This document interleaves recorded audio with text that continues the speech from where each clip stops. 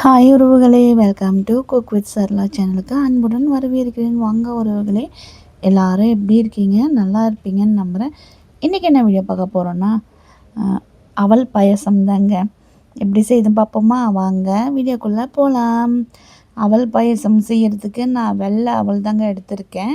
இப்போ ஃபஸ்ட்டு நம்ம 150 கிராம் வெல்லம் எடுத்திருக்கேன். எடுத்துகிட்டு அது ஒரு பாத்திரத்தில் போட்டுக்கிட்டு கொஞ்சமாக தண்ணி ஆட் பண்ணிக்கோங்க. ஆட் பண்ணிவிட்டு நான் ஸ்டவ் ஆன் பண்ணி வச்சுட்டேங்க. அது ஒரு பக்கம் கொதிக்கட்டும். எதுக்காக நம்ம கொதிக்க வைக்கிறோம்னா, இந்த வெள்ளத்தில் இருக்க மண்ணெல்லாம் இருக்கும் உறவுகளே, அந்த தண்ணியை ஃபில்ட்ரு பண்ணி எடுத்துக்கிட்டால் போதும். பாகு பதம்லாம் தேவைன்னெலாம் எந்த அவசியமும் இல்லை. வெல்லம் நல்லா கொதித்து கரைஞ்சிருக்கணும், அது மட்டும் இருந்தால் போதும். நல்லா மிக்ஸ் பண்ணி விடுங்க. அது ஒரு பக்கம் நல்லா கொதிக்க ஆரம்பிச்சிடுச்சு. இப்போது வெள்ளை அவல் என்கிட்ட சிகப்பு அவல் இல்லை. சிகப்பு அவலில் செஞ்சாலும் சூப்பராக இருக்கும். நான் வெள்ளை அவலில் தான் ட்ரை பண்ணுறேன் இந்த பாயசத்தை. நான் வெள்ளை அவல் 200 கிராம் எடுத்துக்கிட்டேன் உறவுகளே. எடுத்துகிட்டு அது ஒரு மிக்ஸி ஜாரில் ட்ரான்ஸ்ஃபர் பண்ணிவிட்டு இப்போது மிக்சியில் போய்ட்டு 1 2 நம்ம இதை அடித்து எடுத்துக்கலாம். ரொம்ப பவுடர் மாதிரியும் நம்ம அரைக்கக்கூடாது. இந்த அவலை 1 2 நான் அடித்து எடுத்துக்கிட்டேன். இப்போ இன்னொரு பாத்திரம் ஸ்டவ் ஆன் பண்ணி வச்சுட்டேன். அதில் காய்ச்சின பால் நான் எடுத்திருக்கேன். காய்ச்சாத பால் நீங்கள் எடுத்துக்கிட்டிங்கன்னா அதிக நேரமாக கொதிக்க வைக்கணும். நான் ஆல்ரெடி இந்த பாலை கொதிக்க வச்சு காய்ச்சி வச்சுட்டேன்.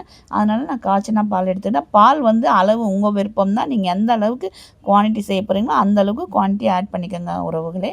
இப்போ நம்ம அவல் பொடிச்சு வச்சுருந்தால அந்த அவலும் அந்த பால் கூட ஆட் பண்ணிக்கோங்க. ஆட் பண்ணிட்டு நல்லா கொதிக்க விடுங்க உறவுகளே. ஒரு 5 நிமிஷம் அப்படியே கரண்டி வச்சு அப்படியே கிண்டிகிட்டே இருங்க. நல்லா கொதிக்க விடுங்க.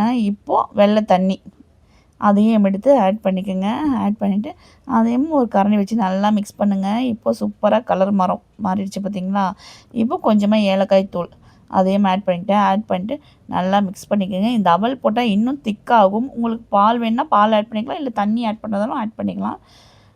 இப்போது நம்ம முந்திரி திராட்சையை நெய்யில் பொரித்து எடுத்துக்கலாம். ஒரு குட்டி பேன் எடுத்துக்கிட்டேன், ஸ்டவ்வில் வச்சுட்டேன். நெய், முந்திரி ஒரு 10 பல் முந்திரி, திராட்சை ஒரு 10 திராட்சை இருக்கும், அதையும் போட்டுக்கிட்டேன். இந்த நெய்யில் அந்த முந்திரியும் திராட்சையும் பொரிஞ்சதும் இப்போ பாயாசத்தில் எடுத்து ஆட் பண்ணிக்கலாம் உறவுகளே. அவல் பாயாசத்தில் இப்போ ஆட் பண்ணிட்டு இன்னொரு மிக்ஸ் கொடுங்க. நல்லா அப்படியே மணமாக இருக்கும் உறவுகளே. டேஸ்ட்டு வேறு லெவலில் இருக்கும். பாயசமே பிடிக்காது அப்படின்னு சொல்கிறவங்க கண்டிப்பாக இதை செஞ்சு கொடுத்து பாருங்கள். திரும்ப கேட்பாங்க பாயசம் செஞ்சு கொடுங்கன்னு.